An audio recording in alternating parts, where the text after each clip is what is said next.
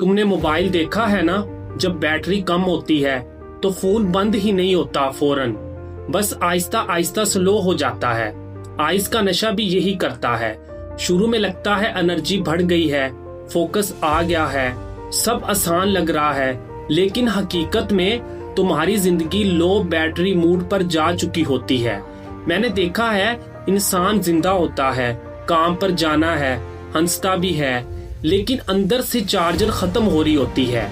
और सबसे खतरनाक लम्हा जानते हो कौन सा होता है? जब फोन कहता है 10% रिमेनिंग और तुम फिर भी चार्ज नहीं लगाते। नशा भी वार्निंग देता है, नींद खत्म, सब्र खत्म, रिश्ते खत्म, लेकिन हम इग्नोर करते रहते हैं। फिर अचानक स्क्रीन ब्लैक, गेम ओवर। जो चीज तुम्हें ताकत देने के बहाने तुम्हारी लाइफ ड्रेन कर दे, वो सहारा नहीं, वो खामोश कातिल है। अब चॉइस तुम्हारी है, चार्जर लगाना है या बंद हो जाना है। मैं हर दिल अजीज के लिए बात करता हूँ जो हार मानने के करीब है। आओ हम अपनी सोच को अरूज दें।